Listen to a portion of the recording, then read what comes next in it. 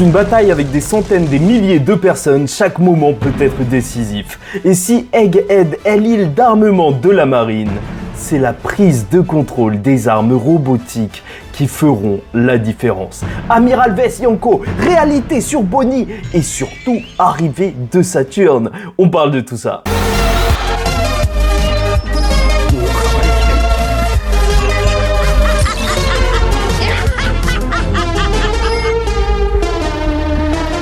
Mesdames et messieurs, ici Chage et on se retrouve aujourd'hui pour la review du chapitre 1093 de One Piece, Luffy vs Kizaru. Oui, Amiral Vess Yonko, ça n'a jamais été aussi vrai et on retrouve une page cover avec Kobe et Hermès, mais ça fait surtout plaisir de voir que véritablement on est sur un arc qui se concentre sur la marine. Oui, encore une fois. Et bon, dès le début, je t'invite à liker ou disliker la vidéo, commenter, donner ton avis en commentaire ou t'abonner si tu n'es pas encore abonné, car chaque semaine on parle de One Piece pour les chapitres plus de transition comme celui-ci ou pour les plus gros, bien sûr, plus épiques. Mais on a toujours des choses à relever. On commence tout de suite par le combat du second des Mugiwara, du second de Yonko, donc Roronoa Zoro. Déjà, il faut dire qu'il a la classe. Il joue véritablement son rôle de second et c'est là où en fait les seconds dans le monde de One Piece, je les trouve hyper badass parce que c'est des gens sur qui tu peux réellement compter.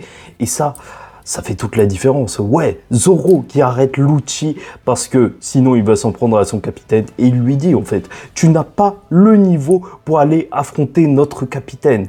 Et ça, c'est incroyable. On parle quand même d'une légende vivante, dirigeant du CP9 en son temps et maintenant membre du CP0.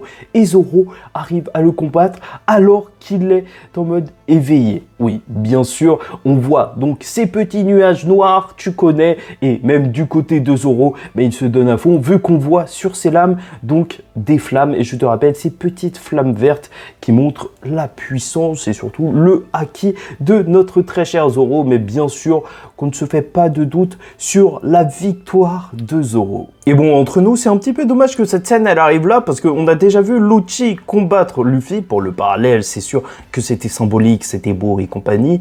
Mais ça fait que voir Zoro dire « Ouais, tu mérites pas de battre contre notre capitaine parce qu'il est beaucoup trop fort », bah t'arrives un petit peu en retard, mon gars. Il l'a déjà fait, ouais. Bref, dans tous les cas, toujours aussi marrant de voir un Lucci combattre les Mugiwara et donc même plus combattre Luffy.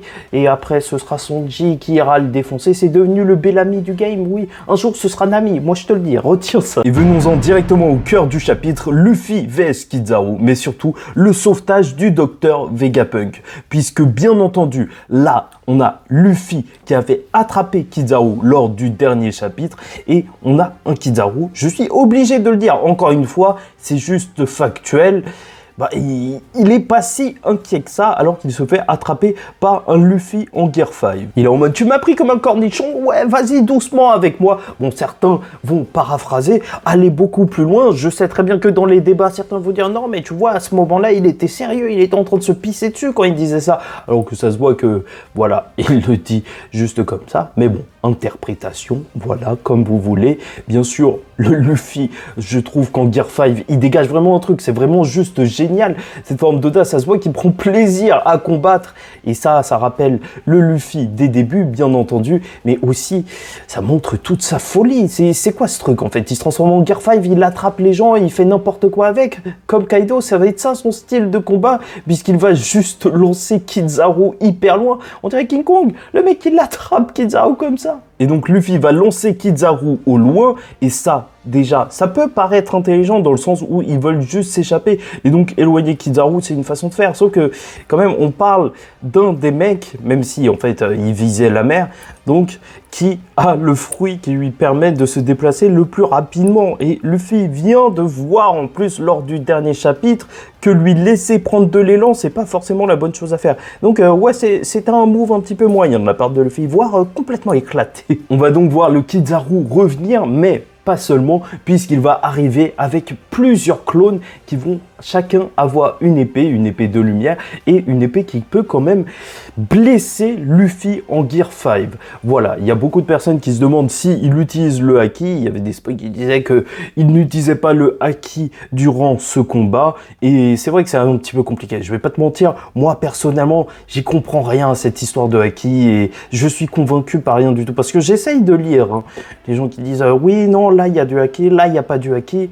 Mais c'est juste, quand c'est pas clairement dit, j'ai un petit peu du mal à y croire. Oui, il y a des éclairs noirs un petit peu partout, tout le temps, sauf qu'on voit vraiment bien l'attaque qui se fait à distance. Bon, on sait pas, mais Kaido avait dit que lorsque Luffy est en Gear 5, il utilise donc du haki inconsciemment, son fluide royal, donc je pense qu'il faut estimer qu'il l'utilise là. Enfin bref, même si Luffy se sera fait une mini entaille, bien sûr il se débarrassera assez facilement des clones de Kizaru dans les airs, parce que ouais, maintenant dans One Piece ça se tape en volant, il faut s'habituer, moi je suis toujours pas habitué. Donc, et alors qu'il va remarquer qu'il n'y a plus aucun corps, justement il va se retourner vers Vegapunk qui n'est plus là, puisque le docteur Vegapunk a décidé d'aller en bas, donc avec Stella, dans le but, donc Stella, de récupérer les pacifistas. Et ça, c'est vraiment génial d'avoir ce côté armement important dans One Piece, parce qu'on parle quand même d'une saga, d'un univers qui va rentrer en collision, donc un monde entier qui va rentrer en guerre, et l'armement, c'est super important.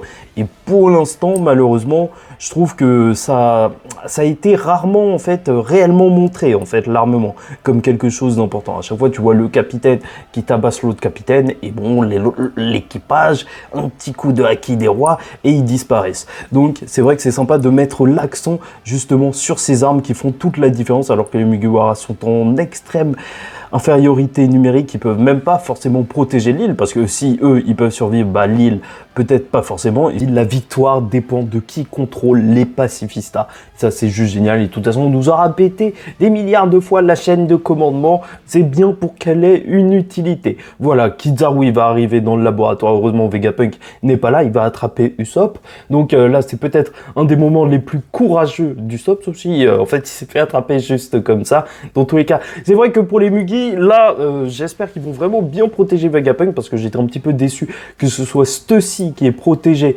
donc Vegapunk de Lucci.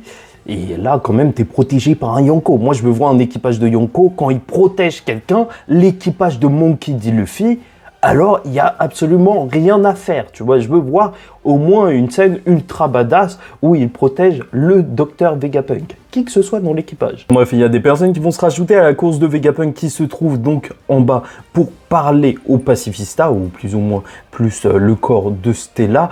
Et il y a Sanji qui va vouloir venir, on voit pas réellement où il est, mais de toute façon là on en reparle à la fin de la vidéo, parce que j'ai une petite idée pour lui. Et Franky qui va s'arrêter donc avec Lilith pour s'occuper du bateau, parce que le but c'est de fuir, je vous le rappelle, c'est pas de défoncer toute la marine, le gouvernement mondial lors de l'arc d'Egghead, introduction de la saga finale. Mais bon, c'est là qu'on voit que le docteur Vegapunk qui poursuit un autre but, c'est de sauver Bonnie. Bien sûr Kizaru il va pas le laisser faire, et c'est là quand même qu'on a peut-être une scène qui suffit en mode voilà, tu es protégé par un Yonko, puisque Kizaru va tirer un rayon laser sur eux, et c'est Luffy qui va l'avaler plus ou moins, plein de lumière qui va sortir de lui, il va dire que ça brûle, mais on va pas se mentir, ça fait ultra Nika. La mise en scène marche parfaitement pour celui qu'on a désigné comme la divinité donc du soleil. Ouais, je trouve que ça le fait. Après, reste à voir si ça lui fait vraiment des dégâts, parce que quand même, il s'est pris une attaque et ok, il l'a fait sortir par ses oreilles, ok, Luffy il est marrant, mais c'est un petit peu chaud quand même, non? Et bref, reconcentrons-nous sur le personnage de Bonnie et surtout son lien avec la marine. Étant donné que bien sûr, le docteur Vegapunk, et c'est là où on peut se poser des questions sur sa réelle identité, et je suis content qu'on ait ce chapitre, parce que ça devient de plus en plus clair, et j'avais déjà parlé de ça lors des reviews, mais tout le monde s'en fout, parce que c'est Amiral vs Yonko, et donc tout le monde veut juste voir un débat de puissance où, oh regarde, il a transpiré, oh là là, c'est chaud là je vais pouvoir t'insulter, en fait ça sert à rien d'insulter les gens, et en plus je sais pas si ce débat est si intéressant que ça, surtout chaque semaine, parce que tu vois, une fois ok, mais bon, bref. Donc là, Bonnie, je vous avais dit qu'il y avait quelque chose d'assez étrange, parce que quand les Mugiwara l'avaient trouvé donc dans la mer, alors elle était sous forme d'enfant, donc peut-être que c'était sa réelle forme et que donc à cause de l'eau de mer, elle était fatiguée et qu'elle l'avait repris. Et là, c'est d'autant plus probant dans le sens où Vegapunk dira qu'il ne laissera personne toucher à une jeune fille comme ça. Il ne la laissera pas mourir sous sa surveillance. Bon, je sais pas s'il se prend pour qui, je sais pas si c'est un Robocop ou je sais pas quoi, mais la vérité que ça nous fait nous poser des questions sur son réel âge qui reste encore assez mystérieux. Voilà, elle est face à des marines. Si elle a réussi à survivre, c'est grâce à Sentomaru qui l'a rattrapé. Il y a vraiment un lien entre ces personnages qui est fort. Sentomaru, Vegapunk, Kizaru, Bonnie.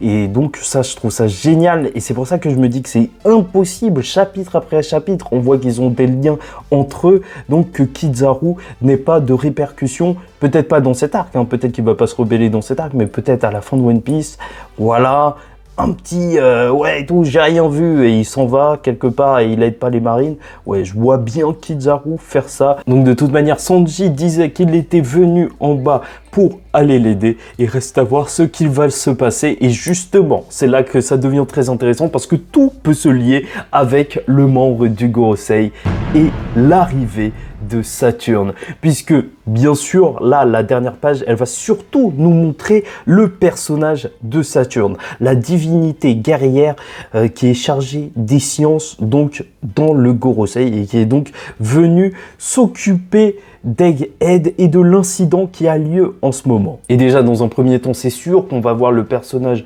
dans le sens où on a eu la chaîne de commandement et on a vu que le Gorosei donc était au-dessus, et surtout même avec ce chapitre, on nous rajoute encore une fois avec Stella qui nous le dit que le contrôle des pacifistas c'est la clé. Bah là Saturne est obligé de se déplacer et on a vu que c'était des guerriers, ou en tout cas qu'ils avaient des formes de Zoan et qui s'appellent guerriers et que certains ont des armes. Donc oui, ça commence à faire un petit peu beaucoup. Mais plus intéressant, et c'est vrai que c'est une vieille théorie maintenant, mais c'est toujours bon d'en reparler. Donc il y a Bonnie. Bonnie peut rajeunir les gens ou les faire vieillir, et bien sûr que ce serait intéressant d'utiliser ça sur le Gorosei, parce que dans une série comme One Piece, il y a d'autres séries où quand tu vieillis, ton niveau il baisse, mais pas drastiquement. Dans One Piece, c'est clair et net, Riley l'avait dit.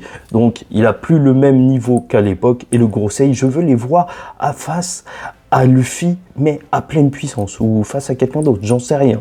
Mais voilà, il le faut, après sait-on jamais, ça se trouve que le docteur Vegapunk, il a déjà extrait le facteur de lignage, vu qu'il traînait beaucoup avec Bonnie, et qu'il y a du sang vert qui existe. Pas pour que Saturne prenne le sang vert lui-même, bien évidemment, puisqu'il a déjà possiblement un fruit du démon, vu qu'il a changé de forme en ayant une forme animale.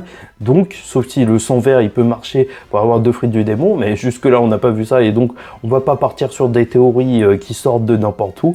Non, mais voilà, quelqu'un pourrait prendre le sang vert et donc rajeunir le membre du Gorosei. Je sais pas si ça aura lieu là, mais je te le dis, le Gorosei sera rajeuni. Mais plus intéressant, et là où vraiment toutes les pièces du puzzle sont en train de s'emboîter, c'est que Sanji est descendu. Voilà, Mr. Prince, celui qui était censé causer le plus de problèmes donc à l'avenir au gouvernement mondial. Et donc c'est peut-être le temps pour Sanji de réaliser cette prophétie. Le prince est peut-être là pour kidnapper un membre du Gorosei, tabasser un vieillard. Sait-on jamais, cet homme nourrit les rats. Donc tout est possible. Et je te rappelle bien entendu la ressemblance physique qu'il y a entre Sanji et un des membres du Gorosei. Donc voilà, est-ce qu'il y a un lien, est-ce qu'il pourrait y avoir une interaction ou je sais pas quoi. Dans tous les cas, moi je te dis, là Sanji peut nous faire une boucherie. Bien sûr, ce n'est pas la seule chose à prendre en compte parce que ça fait depuis longtemps qu'on n'en a pas parlé sur la chaîne. Mais je vous le répète depuis assez longtemps, je pense que Barbe Noire, il ne faut pas le sous-estimer. S'il y a bien un membre de son équipage qu'on n'a pas vu pour l'instant, c'est Katarina Devon.